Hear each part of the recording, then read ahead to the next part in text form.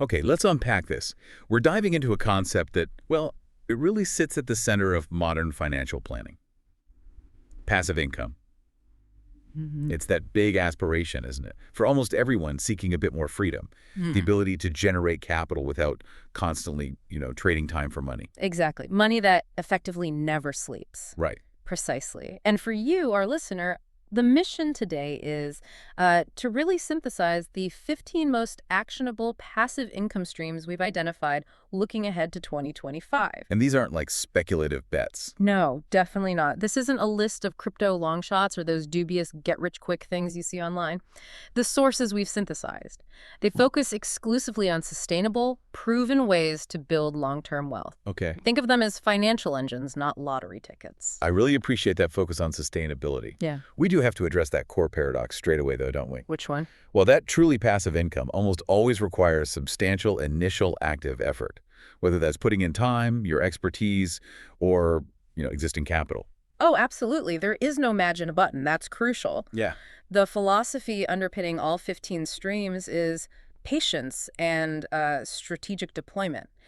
Wealth is built, as our research often notes, one smart move at a time. One move at a time. I like that. It demands high initial effort to build the system, the asset itself, and only then does the system transition into that low-maintenance, high-output passive phase. Right, that distinction between the active setup and the passive returns, that's really what defines this deep dive.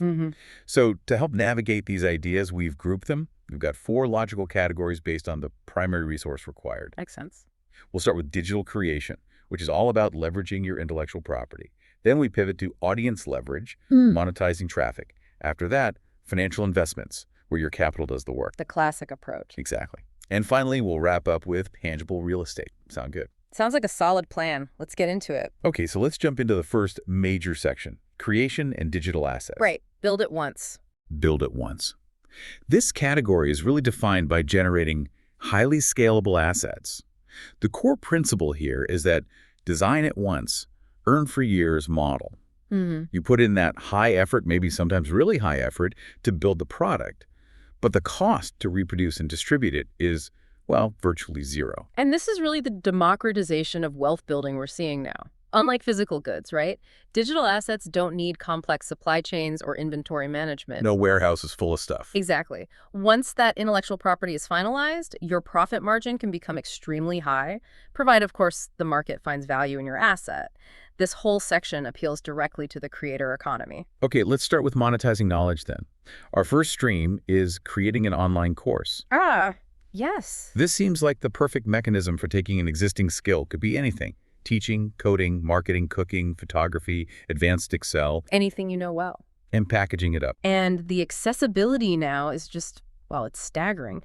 The sources really highlight that platforms like Udemy, Skillshare, Teachable, they handle the heavy lifting. What kind of heavy lifting? Things like hosting the videos, payment processing, often even some initial marketing support. They've dramatically lowered the barrier to entry for course creators. But let's challenge the passive claim here for a second. Is it truly set and forget?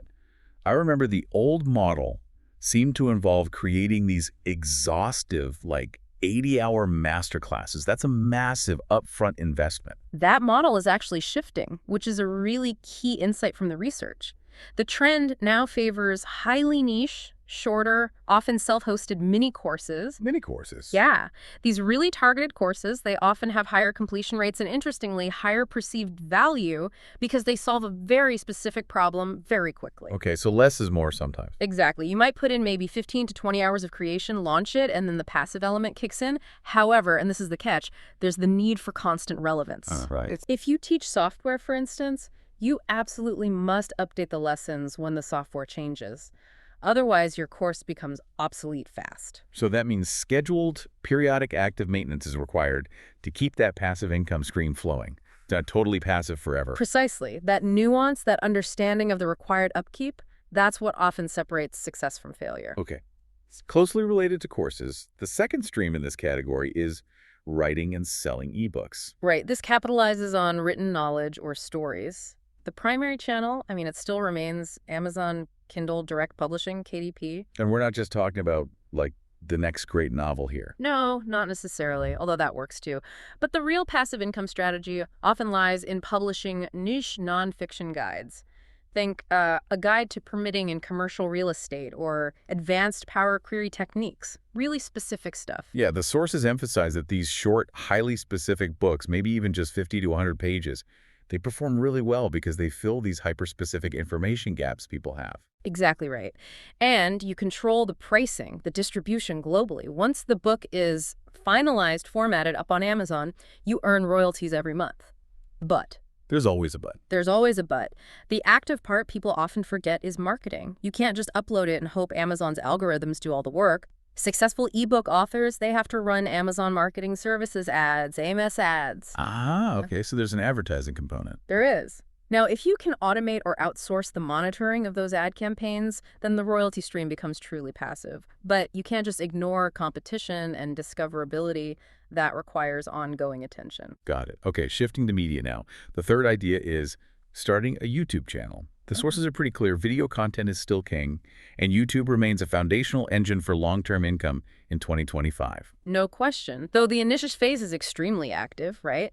Choosing a niche, developing a unique voice or style, getting that critical mass of watch hours and subscribers needed for monetization, that's a grind. Oh yeah, that initial hump is tough. But once that hurdle is cleared, the passive streams really start to diversify. And we're talking more than just AdSense revenue from the ads YouTube runs, right? Oh, absolutely. Monetization typically comes from 3 directions simultaneously, and they often compound each other, which is neat. Okay, like what? First, yes, AdSense, generating revenue 2047 as viewers find your old videos. That's the baseline. Second, direct sponsorships or brand deals. These are often negotiated by a manager who takes a cut, which actually makes the process more passive for the creator themselves. Right, you outsource the deal making. Exactly. And third, and this is powerful, leveraging the audience you've built to sell your other passive assets, like that online course or the ebook we just talked about.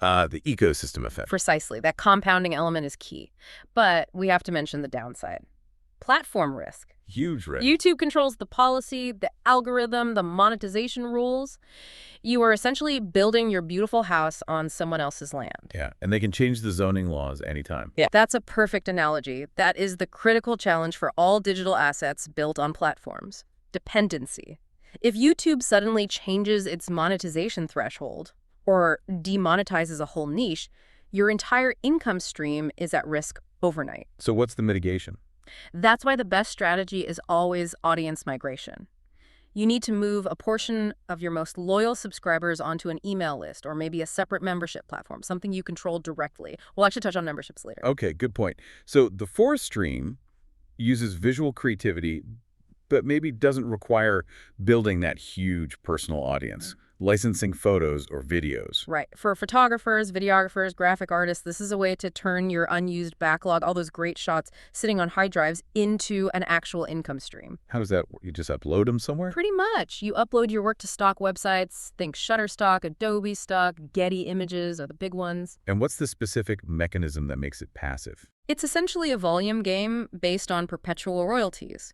You upload the asset, categorize it, keyword it really well once. That's the work. Okay. Then, each time a designer, a marketer, a production company purchases the license to use your image or your video clip, you earn a percentage, a royalty. So it's passive after the upload and keywording. Largely, yes. The sources indicate that real success here is often driven by filling specific, high-demand niches. Think specialized medical imagery, unique drone footage, or clean, simple vector art. Things people search for constantly. And one good image could sell over and over. Absolutely. One highly successful image can generate, maybe tens or even hundreds of dollars a month, potentially for years, long after you've forgotten taking the photo. It's a numbers game.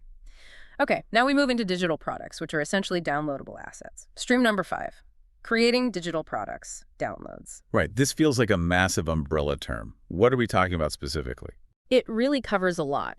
Anything from resume templates, music samples for producers, specialized software presets like for photo editing or audio mastering, right down to printable financial planners or worksheets. Okay. Lots of possibilities. And the beauty here is the flexibility in sales channels. You can use large marketplaces like Etsy, which is great for templates and planners and crafty things, Or you can use more specialized platforms like Gumroad or Creative Market, which tend to be better for professional-level creative assets. This one feels like it could be one of the most truly passive options, maybe, once the asset is actually created. It is, largely, provided you select a niche where the asset doesn't need frequent updating. If it's evergreen, it's very passive. Makes sense. The system, the platform, handles the payment, the digital download delivery automatically. Customer service is usually minimal if the product works as intended and the description is clear. So the upfront investment is purely the time spent designing and creating that initial product. Exactly. A simple, well-designed template, if it hits a need, can be sold literally thousands of times with no extra effort per sale. Okay, moving to Stream 6, which feels like a bit of a hybrid. Yeah.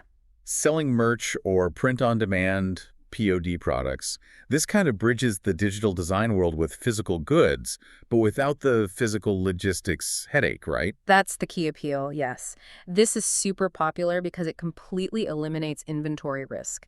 You don't have boxes of unsold t-shirts in your garage. Right. You create a design for a t-shirt, a mug, a phone case, whatever, and you link that design to a POD platform like Printful or Teespring or Redbubble. Okay, explain the hands-off fulfillment process. How does that make it passive? Because someone still has to print and ship it.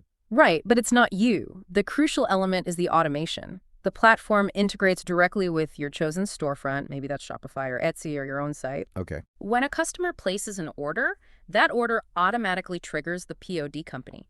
They then print your design onto the product, they package it up, and they ship it directly to the customer, often with your branding on it. Wow, okay. They handle the payment collection from the customer and then remit the profit margin, the sale price, minus their production cost to you. Your only ongoing task, really, is monitoring sales trends and maybe designing new merchandise if you want to keep things fresh. So you get paid purely on the appeal of your design, not on managing printers or shipping labels or inventory. Precisely. It's creativity monetized without the operational burden. But, and this seems important, the profit margins here have got to be significantly thinner than for pure digital goods, given the cost of the physical item, the printing, the shipping. Correct. Oh, absolutely. Much thinner margins. It's definitely a lower profit margin, higher volume game. That's the necessary trade-off you make for eliminating that inventory risk and the fulfillment hassle. You need to sell more units to make substantial income. Got it. Okay, finally, in this digital asset category, the seventh stream, this one feels like it carries the highest barrier to entry, creating an app or software. Yeah, this one can be a monumental effort upfront, no doubt, but the potential rewards can be equally monumental. Right.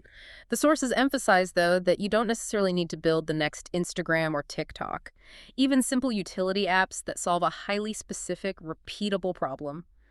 Think a specialized calculator for a trade, a unique productivity tracker, or maybe a simplified database for a niche hobby. Those can generate significant long-term income. And the passive income model here usually relies on in-app ads or, ideally, subscriptions. Subscriptions are absolutely the gold standard if you can manage it. They create highly predictable, recurring monthly revenue, which is fantastic for stability. Yeah, MRR, monthly recurring revenue. Exactly. However, the true challenge is the initial build. It takes time, skill, money. Right. Now, if you lack the coding skills yourself, the source material offers a viable hack, as they put it. Which is? Hiring a developer. Okay, but how does one manage that passively? You still have to find, hire, and manage the developer, which sounds like very active work to me. Well, the passive element comes more from the financial structure of the partnership or arrangement, potentially. One common route is hiring the developer on a fixed bid contract just to get the MVP, the minimum viable product, built and launched. Okay, get it out the door. Get it out the door. Once it's launched and maybe generating some initial income, you could transition to a maintenance agreement. Or, even better for passivity, structure a profit-sharing agreement. How does that help? Well, it incentivizes the developer to maintain and update the app themselves, handling the ongoing active maintenance because they get a percentage of the recurring subscription revenue. This can leave you, the original idea person, with a largely passive income stream derived from the business model itself, not from your own coding. Huh. That's actually a pretty sophisticated way to manage high-effort technological assets, even if you don't have the technical expertise yourself. Very interesting. Okay, let's pivot now. We're moving to the second major category, audience and traffic leverage. Right. So if the first section was mostly about creating a singular product or asset, yeah, this section is really about creating a persistent platform or maybe a community that continuously draws users, subscribers, visitors. Okay. The passive income here is generated almost entirely by monetizing that consistent traffic flow. But building the audience itself, that's the active part, right? And it's demanding. Oh, extremely demanding. Building trust, creating value consistently. It takes time and effort. But once the platform hits a certain critical mass, the systems you put in place to monetize that traffic like ads, affiliate links, or memberships, those can become quite passive mechanisms for cash generation. Got it. So our eighth stream, building an affiliate website, feels like the classic illustration of this transition, moving from active content creation to passive revenue. Absolutely. Affiliate marketing remains incredibly potent despite being around for a while. The core mechanism is creating a highly authoritative blog or a niche review site. Okay. You pick a niche, say high-end coffee equipment or maybe sustainable travel gear, and you create really in-depth reviews or guides. Then you embed special affiliate links to the products you recommend. And when someone clicks and buys. Exactly. When a user reads your review, clicks your link, and purchases the product from the merchant, you earn a commission on that sale. So the active phase is huge. Building the site, creating maybe 50 to 100 high-quality, authoritative pieces of content, really optimizing it for search engines like Google. That sounds like a ton of work. Yeah. Where's the passive threshold? When does it flip? The passive threshold is really achieved when the site starts ranking well organically on Google for valuable keywords. Ah, okay. SEO is key. SEO is everything here. Once Google trusts your site enough to send consistent organic traffic your way day after day, then the money starts rolling in with very minimal upkeep required from you. You're basically leveraging Google's massive global traffic flow. But we have to address the risk here, too. Yeah. Volatility seems like a big factor. Huge factor. Google updates are notorious in the SEO world. A single algorithm change can, and sometimes does, wipe out months or even years of passive income virtually overnight if your site gets penalized or loses rankings. Ouch. So the ongoing upkeep here isn't necessarily creating tons of new content, but more like risk mitigation, monitoring SEO health, auditing links, making sure the user experience is still good. Precisely. That's the minimal active requirement to protect the passive stream. If you fail to maintain link quality or if your content becomes outdated and less helpful, Google will notice and your rankings and income will drop. The passive stream will dry up quickly. Right. Okay. Stream number 9 is one we know quite intimately ourselves. Yeah. Starting a podcast. Yes, indeed. Podcasting leverages the unique power of audio content, which is so easily consumed during commutes, workouts, chores, other routine activities where video isn't practical. Yeah. And much like YouTube, the income typically comes from sponsorships, dynamic ad insertions, and sometimes listener support or memberships. The passive element, arguably, feels even stronger in podcasting than in video, maybe. Because the back catalog seems to be constantly discovered by new listeners. People often binge old episodes. That's a great point. And what's really fascinating here, technologically speaking, is the rise of dynamic ad insertion, or DAI. Explain DAI. Okay, so instead of relying purely on fixed sponsorships baked into new episodes only, DAI allows podcast networks or hosting platforms to retroactively insert new, currently running advertisements into your entire back catalog of episodes. Wow, even years-old episodes. Even years-old episodes. This means a new listener discovering an episode you recorded 3 years ago might be hearing an ad for a product campaign that's running today. And importantly, you are earning current ad rates for that impression. That is incredible. Yeah. That makes the entire archive a kind of compounding asset that's continually being optimized for monetization without any additional effort from the creator on those old episodes. Exactly. It creates a truly evergreen revenue flow, provided, of course, the content itself remains relevant or interesting over time. That's powerful. Okay, that idea of a stable compounding asset base naturally leads us right into stream number 10, creating a membership or subscription service. Yes, this one builds directly on the audience leverage concept. It absolutely requires a pre-existing asset, an engaged audience. You need people already paying attention. Definitely. Whether it's, say, 10,000 YouTube subscribers, a healthy email list you've nurtured, or maybe 5,000 engaged Instagram followers, this stream is all about monetizing the trust and exclusivity you can offer that group. Okay, so once the audience is established, what's the actual passive offering? The sources usually point to things like exclusive content or maybe community access. Yeah, it's typically about offering a layer of content or interaction that is perceived as more valuable than what you give away for free. This could be things like monthly live Q&A sessions, deeper behind-the-scenes access, bonus material, or, often most importantly, access to a private community forum or group where members can interact with each other and with you. Right, the community aspect is big. And the financial benefit here is obviously the creation of recurring monthly income, predictable cash flow. That predictability is the holy grail for many creators. Stable cash flow. Okay, but let's challenge the passivity again. If the core product is exclusive content, well, you have to actively create that exclusive content each month or week to prevent subscribers from churning out, right? How is that passive? That's a fair challenge. The passivity often comes more from the stability and predictability of the revenue stream itself, which then allows for effective outsourcing. Ah, okay. Explain that. Well, imagine a subscription model with, say, 1,000 loyal members paying $15 a month. That generates a reliable $15,000 monthly baseline revenue. That stable baseline cash flow can then be strategically used to hire maybe a part-time editor, a content assistant, or a community manager to handle the bulk of the ongoing content creation and the community engagement aspects. So you use the revenue to buy back your time. Exactly. You effectively turn your active task into an outsourced passive maintenance cost. But without that stable cash flow first, yes, running a membership site is a very active business. The income stream enables the passivity. Okay, shall we transition? Let's move into strategies that rely less on your time or content creation and more on deploying existing capital. Right, using money to make money. Yeah. Section 3, financial investment strategies. This is the classic definition of money working for you, generating returns through interest, dividends, or market growth. This area often seems like the most intimidating for newcomers, maybe. Yet some of the core strategies are actually surprisingly straightforward. They can be. Let's start with Stream 11, investing in dividend stocks. The old reliable. Very much so. This is a stable, foundational, and yes, classic path to passive income. When you buy shares in established high-quality companies that regularly pay dividends, you're essentially purchasing a fractional ownership. Okay. And that ownership entitles you to a portion of the company's profits, which are typically paid out quarterly directly to you as cash. And the genius of this stream for passive income is really the compounding growth, isn't it? Your initial capital can appreciate if the stock price goes up, and the dividend provides immediate cash flow along the way. Exactly.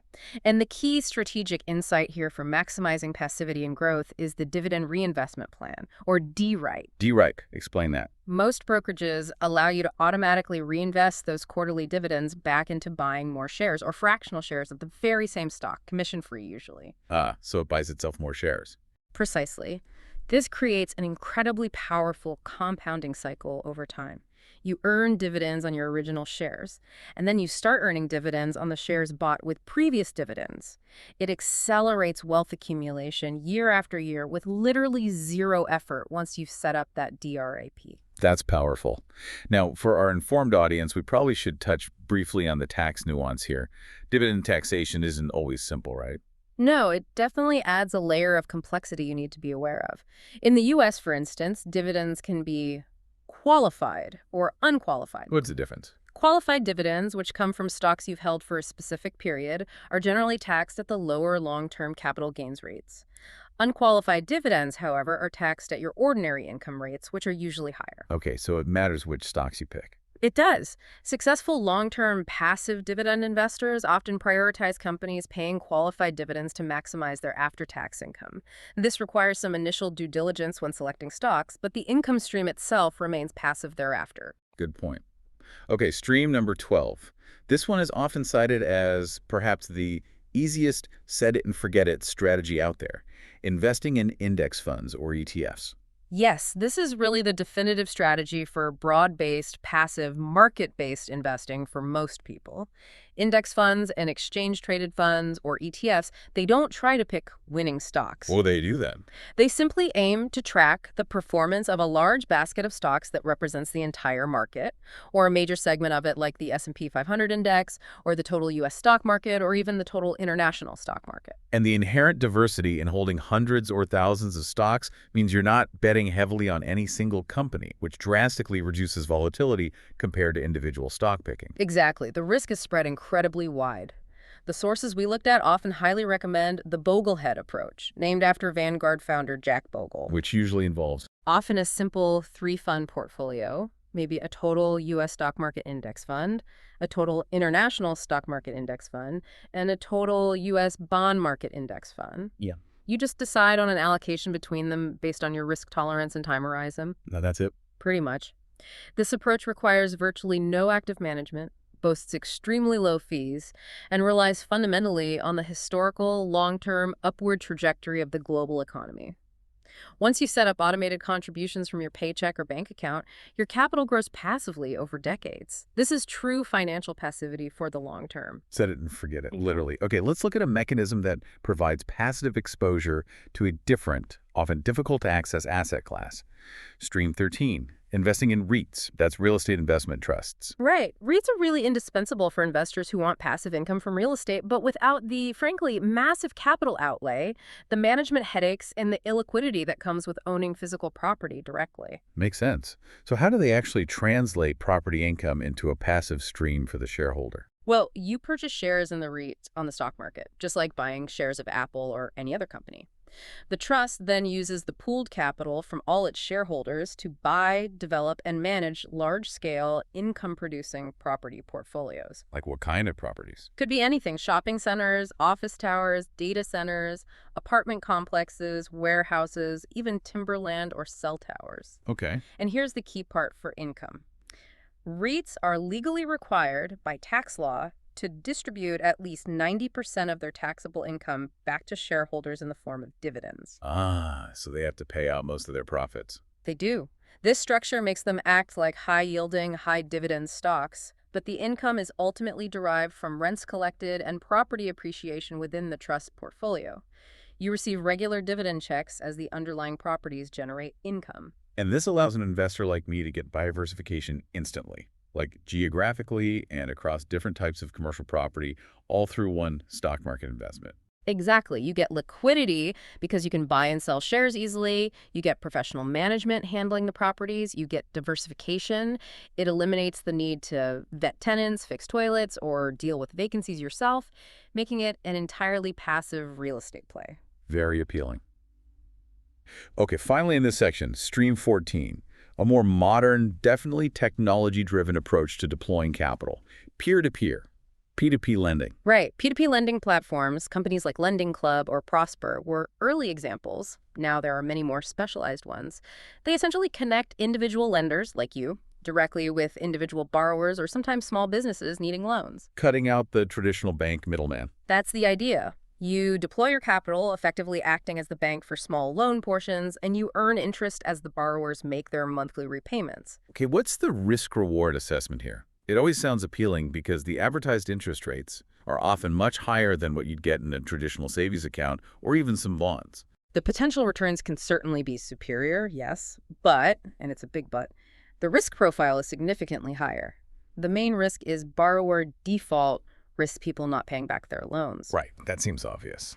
So the key to making P2P lending a sustainable and reasonably passive income source is hyper-diversification.